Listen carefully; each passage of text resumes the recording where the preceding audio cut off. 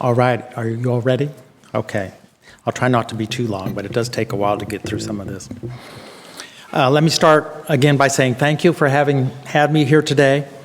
ACONA's international credentials are truly impressive, as are the backgrounds of so many of the speakers who preceded me, not to mention those who are here today. And I really want to thank you for some great stories. I too was actually at the very first Reagan-Gorbachev summit in Geneva. As a first tour Foreign Service officer, I was there not to do anything at all substantive, but I got to arrange things so that we could bring a harpsichord into the building so that Reagan could play music to Gorbachev, et cetera, et cetera. And I have some pretty good stories from that time as well, because there was a news blackout on what they were doing. And I actually made the international news because Reagan was using a house and a residence that belonged to the Aga Khan, the Maison de Saussure in Geneva, and he slept in the bedroom of the Aga Khan's son, where there was a fish tank, where there were fish, and one of the goldfish died during the middle of the night. So, the story told, Reagan apparently walked down the next morning and said, I really feel badly about this because this fish died on my watch here. And my job was to do something about that and was to fix that. So I drove all around Geneva looking for, I had the fish with me, as I recall, to make sure I got exactly the right kind of fish and the right size and all of that sort of thing. But of course, there were no fish of that size. So for the first time in my then very, very short career, I made an executive decision. And I bought 2 fish. And I took those back, and again, because there was a news blackout, the one story that made it into Newsweek, I think it was that this fish had died, and the president had felt badly about it, and of course personally gone out and taken care of it. But lots and lots of good stories in diplomacy. I'm also delighted to be back here in Iceland after many years, following several rounds of volcanic eruptions and having recently finished one of Arnaldur Indridason's latest murder mysteries, which have underground smoldering qualities all of their own. So he is a great author. Somehow that seems appropriate for today's topic on the future of nuclear diplomacy.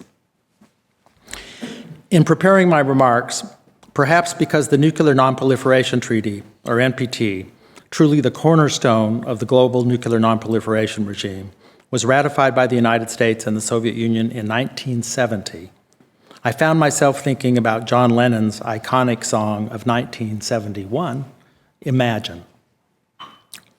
His call for a world living in brotherhood and peace may seem a bit delusional now when we look around and take note of the increasing geopolitical divisions among major powers, or even the increasing political polarization within many of our societies. Of course, Lennon readily concedes that he may only be a dreamer, but you have to start somewhere. Martin Luther King Jr. also recognized the importance of having a dream as a starting point.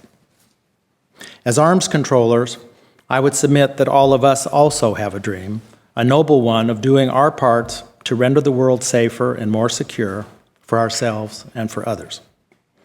While we may work using treaty language rather than evocative lyrics, the end goal remains essentially the same. With that in mind, I'd like to suggest, before we begin talking about the future of nuclear diplomacy, that we spend a few moments talking about the history of nuclear and conventional arms control diplomacy. Both have been especially relevant for European security in the wake of 2 world wars, but also because it is in this context that modern arms control arrangements, both conventional and nuclear, emerged. It may seem ironic, but it is nonetheless true that the vast majority of significant conventional and nuclear arms control treaties were concluded during the Cold War. In many ways, conventional and nuclear arms control went hand in hand, not least because after World War II, it was judged the Warsaw Pact, led by the Soviet Union, had an overwhelming advantage over NATO in conventional armed forces. This asymmetry led to a NATO strategic doctrine that viewed the threat or use of nuclear weapons as a defense of last resort against possible invasion, and that included the stationing in Europe of U.S. nuclear weapons fully under U.S. control and compliant with U.S. NPT obligations.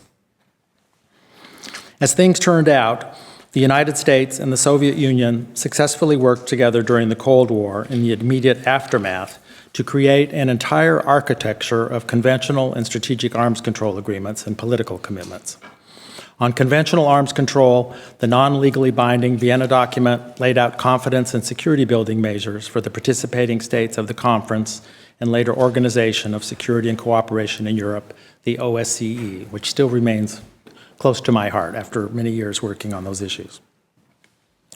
The Conventional Armed Forces Treaty in Europe Treaty, or CFE, negotiated between the NATO and Warsaw Pact countries as groups of states, includes restrictions on the numbers and locations of certain types of equipment and intrusive on-site verification. The adapted CFE treaty that was signed in 1999 to take account of the demise of the Soviet Union and the Warsaw Pact would likely have entered into force but for Russia's failure to fulfill its supplemental political commitment to withdraw its forces from Georgia and Moldova. The Treaty on Open Skies, signed in 1991 but not ratified until 2002, allowed for unarmed surveillance flights over other states' parties. On the nuclear side, beyond the NPT's focus on preventing the proliferation of nuclear weapons to other countries beyond the 5 recognized nuclear weapon states, the Soviet Union and the United States signed the Intermediate Range Nuclear Forces Treaty, or INF, in 1987. The Treaty on Strategic Arms Control Reduction, START I, was signed in 1991 by the Soviet Union and the United States. In 2002, they signed the Moscow Treaty, which was later superseded by the New START Treaty in 2011, which in turn was extended into 2021 until February 2026. In more recent times, we unfortunately have borne witness to the gradual degradation of this network of bilateral and multilateral treaties and political commitments, the crowning blow of which came with Russia's unprovoked invasion of Ukraine in 2022. In 2007, Russia purportedly suspended its participation in the CFE treaty. Again, suspension is not a term of the treaty, before withdrawing in late 2023.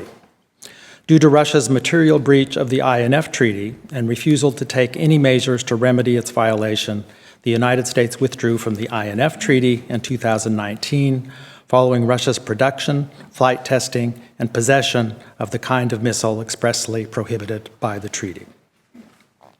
The United States withdrew from the Treaty on Open Skies in 2020, following Russia's unwillingness to address its long-standing noncompliance. Finally, in 2023, Russia declared a legally invalid purported suspension of the New START Treaty, which, by the way, and has been said before, is the last remaining significant bilateral arms control treaty between the United States and Russia. While it continues to respect the treaty limits for now, Russia has blocked inspections and bilateral consultation and ceased data exchanges required under the treaty. So that there are actually no notifications or data exchanges taking place at all. The United States continues to urge Russia to return to full implementation of New START. While it is unfortunate Russia recently and publicly rejected the U.S. offer to discuss nuclear risk reduction and a post-New START nuclear arms control framework, the door remains open, and the United States remains committed to negotiating a follow-on when New START expires in early 2026. It is worth noting here that for quite some time, Russia has been working on novel nuclear delivery systems not covered at all by New START, such as nuclear-capable, nuclear-powered cruise missiles and nuclear-powered torpedoes. Also worth noting is that New START does not cover at all Russia's sizable stockpile of non-strategic nuclear weapons.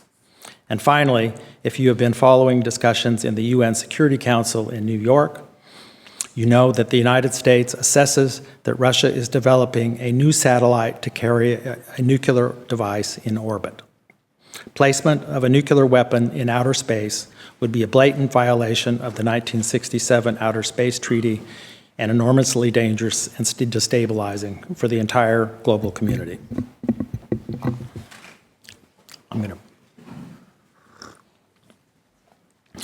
What we are left with is the sad reality that very little remains now of the extensive bilateral arms control architecture involving the United States and Russia.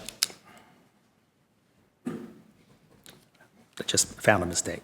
And this at a moment when new technologies such as cyber and AI and new threats in space activity present completely new challenges and complexities, and for which political commitments and/or legally binding agreements have yet to be negotiated. This is occurring while the People's Republic of China is building up its military and nuclear arsenal without any transparency at a pace that the United States judges could put China's nuclear forces at parity with the United States and Russia as soon as 2035.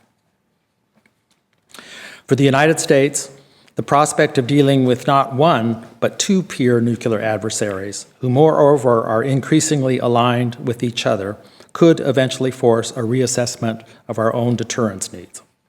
In addition, increasing Russian cooperation with the DPRK and Iran is leading to increased risks of nuclear and missile proliferation, not to mention accidents and the potential of future nuclear arms racing.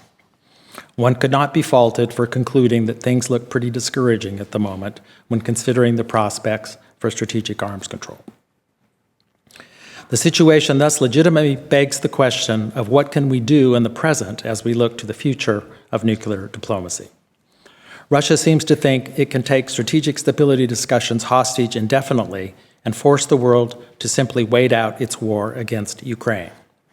The PRC appears to be suggesting a similarly cynical approach, that the world should sit back and wait until it has increased its arsenal to a degree that it is prepared at last to engage in serious discussions with the United States.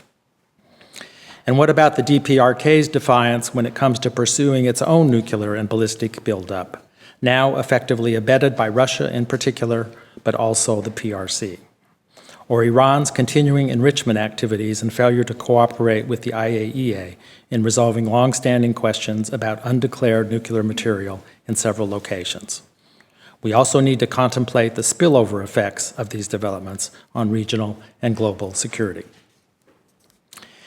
As daunting as this worst-case scenario seems, the United States nonetheless argues against despair. As Americans, it is in our nature never to give up on trying, as we believe there is always something that can be done to improve a situation, even if only in incremental ways. The first order of business is to do everything we can to preserve the NPT. Even in the absence of a successor to New START following its expiration in February 2026, the United States will do everything in its power to ensure the success of the NPT review conference that takes place that same year. We remain fully committed to achieving the goal of a world without nuclear weapons and to fulfilling our NPT Article 6 obligation to pursue negotiations in good faith on effective measures relating to cessation of the nuclear arms race. At the same time, we continue to believe that progressing toward global zero can only occur in a pragmatic and incremental manner that takes account, step by step, of the prevailing security environment and diminishes neither our national security nor that of our allies.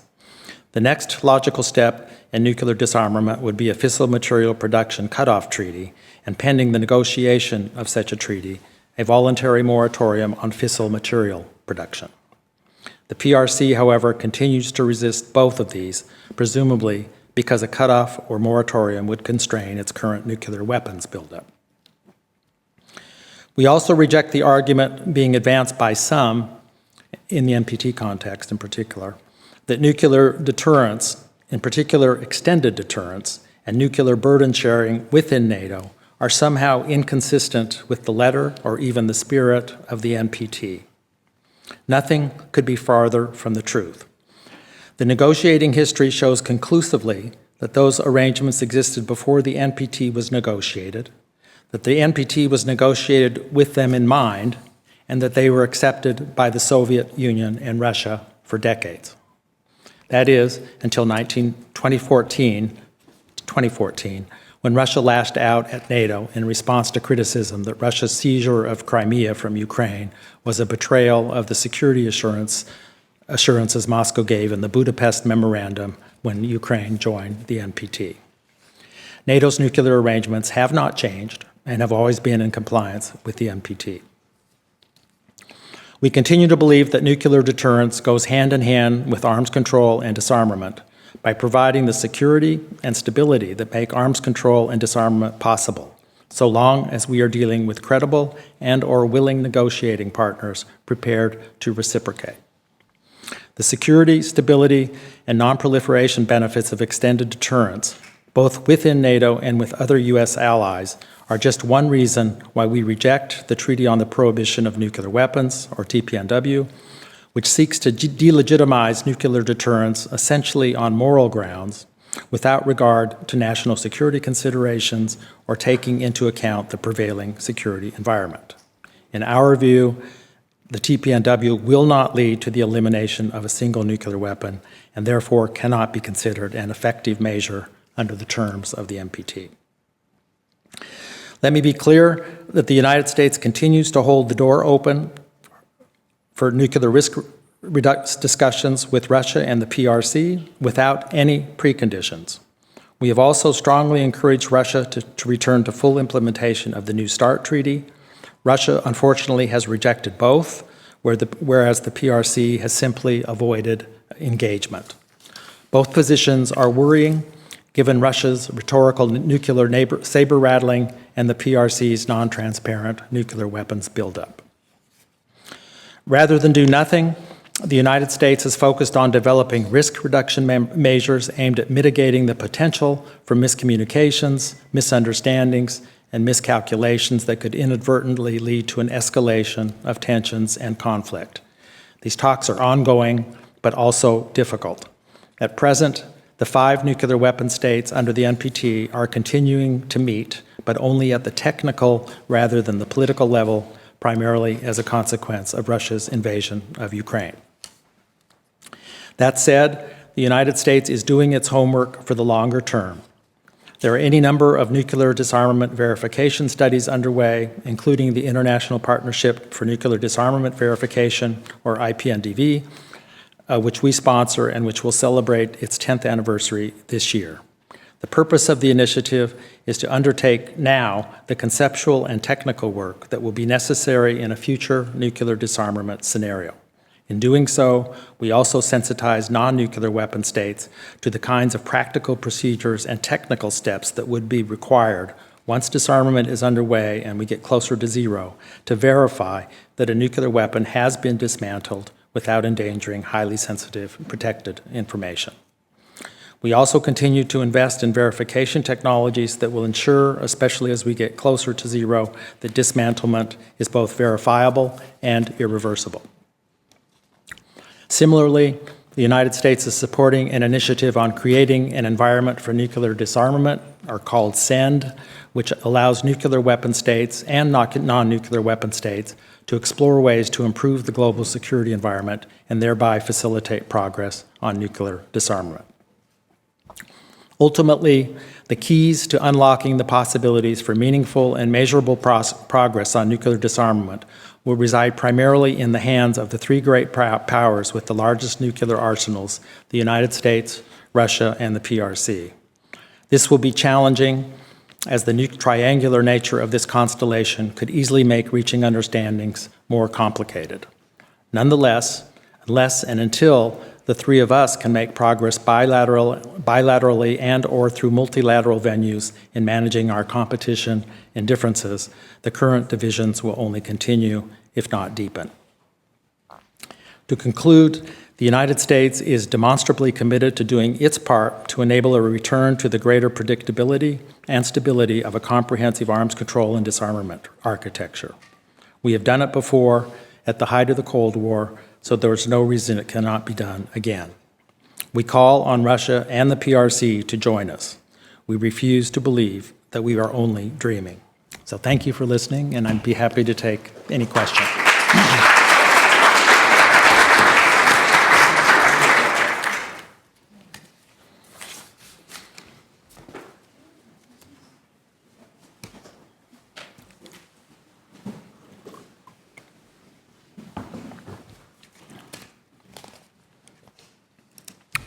Thank you very much. My name is Veröld. I'm working for the member of the Parliament of Ukraine, and I'm coming here from Ukraine.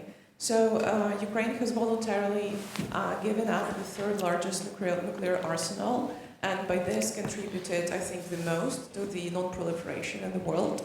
And on the other side, Russia has a huge nuclear arsenal and has failed to follow any of its international commitments in terms of nuclear non-proliferation. And it's just threatening the world with launching missiles to Washington, Berlin, London, and so on. So in my understanding, such a state has to be denuclearized or in this or the other way, because this is extremely dangerous for the world to have this huge country with this huge nuclear arsenal. So my question is, do you think that it might be possible in the longer perspective in the future? And if yes, then how should the world move towards it and unite towards it? Thank you.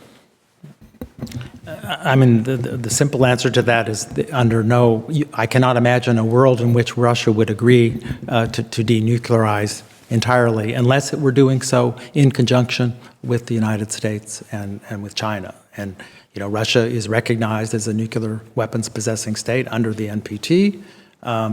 It is a UN Security Council Permanent 5 member. You would have to change an awful lot of things to get there.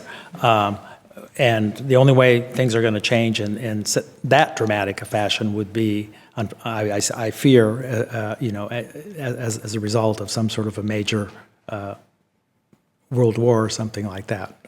And that's not going to happen. But that reminds me, I wanted to return to a point that former Foreign Minister Wallström made this morning when she was talking about, Russian rhetoric, threats, et cetera. And this is the first time, I think, since nuclear weapons were developed, and it doesn't take away, and notwithstanding the fact that the United States actually used a nuclear weapon on 2 occasions. But the point to be made is that for everyone else, nuclear weapons are the ultimate defense. And Russia, for the first time, then, is using the threat of use of nuclear weapons as a coercive tool to get what it wants in the Ukraine war. And it's a sad, I think she pointed out correctly, and that they have succeeded to some degree, which it helps explain why the United States does not want to get into a nuclear conflagration with Russia.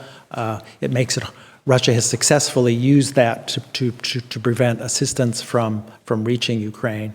And I think little by little, the West has expanded what it's doing, but the real question is whether we're in the end prepared to call Russia's bluff or not.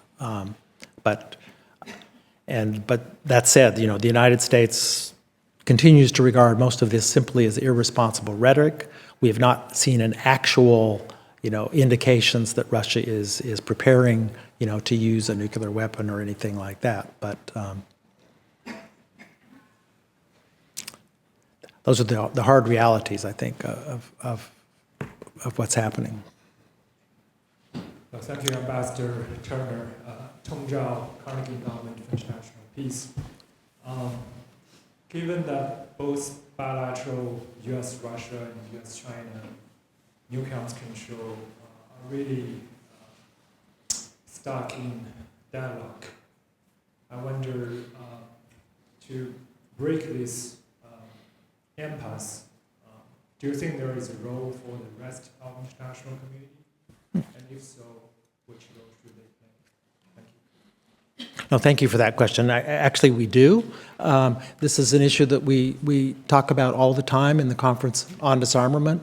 I think there's a tendency among countries to see the P5 discussions as somehow happening in another room, which they probably are, but closed off to the rest of the world and in which they have no role.